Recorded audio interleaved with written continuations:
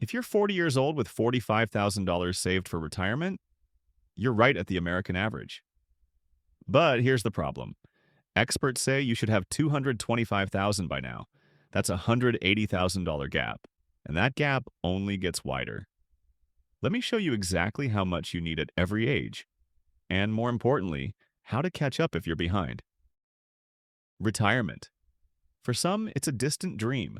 For others, it's right around the corner. But no matter where you are in life, there's one question that keeps coming up. Am I saving enough? Across the United States, millions of people are asking this exact question, and most of them aren't going to like the answer. Here's what we're going to break down today. First, the industry benchmarks that financial experts use. Second, where Americans actually stand compared to those benchmarks. Third, the math behind your retirement number.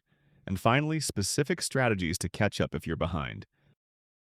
Fidelity Investments created what's become the most widely cited retirement savings guideline. It's simple.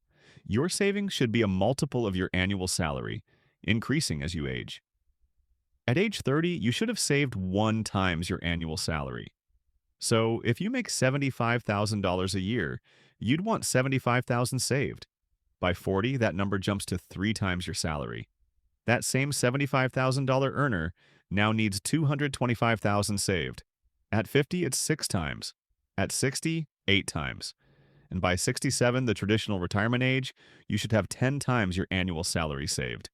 Now let's put real numbers to this. Someone earning $50,000 needs $500,000 by retirement.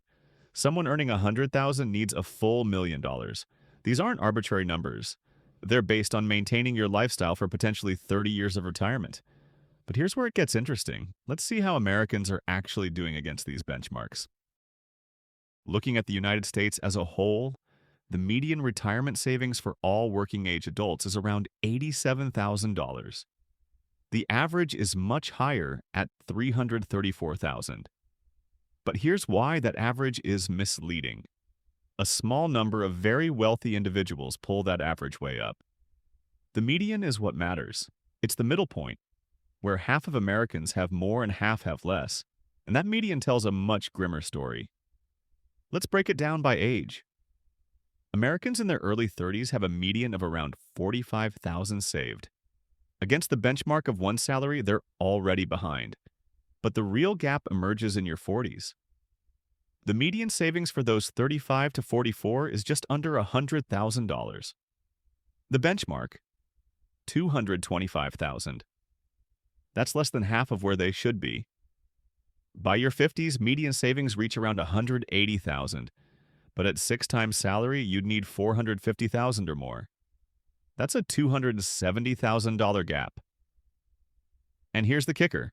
These benchmarks assume you're on a standard retirement timeline. If you want to retire early or if you're starting late, these numbers change dramatically. So how do you figure out what your specific number should be? That's where the math comes in. The 4% rule is the foundation of retirement planning. Here's how it works.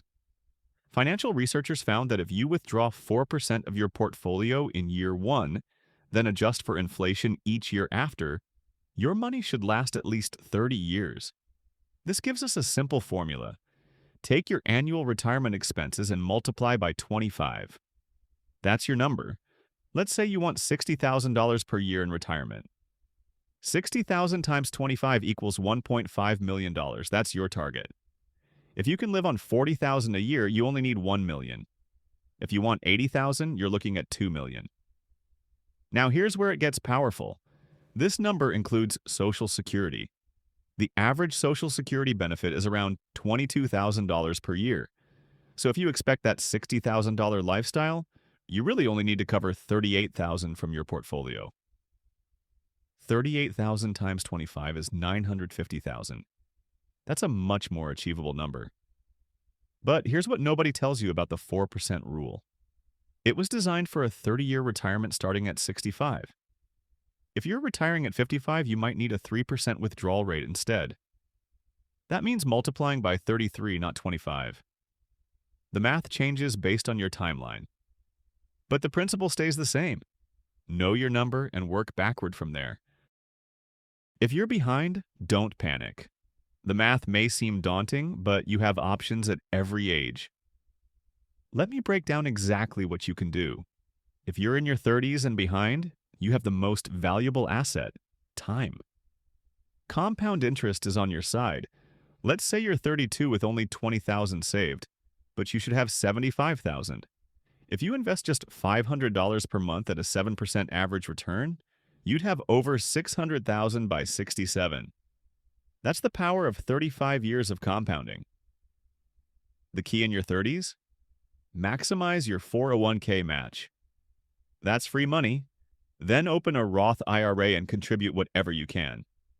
Even $200 a month makes a massive difference over decades. In your 40s, you need to accelerate.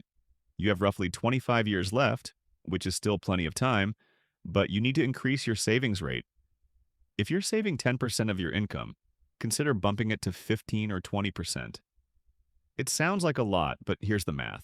Someone earning $80,000 at age 40 with $100,000 saved. At 10% savings, they'd have around $700,000 by 67. At 20%, they'd hit over $1.2 million. That extra 10% literally doubles your retirement.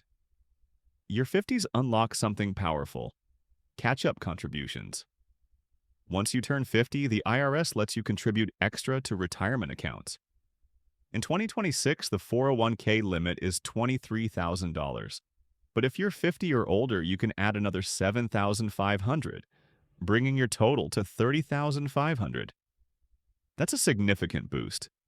Same with IRAs. The standard limit is $7,000, but at 50 plus, you can contribute $8,000. Use these catch-up provisions. They exist specifically for this situation. If you're in your 60s and behind, you have two main levers: work a bit longer and reduce your target expenses. Working just 3 extra years does 3 things simultaneously. You add 3 more years of contributions. Your investments have 3 more years to grow. And you have 3 fewer years of retirement to fund. The combined impact can be hundreds of thousands of dollars. And remember the 4% rule? If you can reduce your annual expenses by even $10,000, you need $250,000 less in your nest egg. Downsizing, relocating to a lower-cost area, or eliminating debt before retirement can dramatically change your math. Let's bring this all together.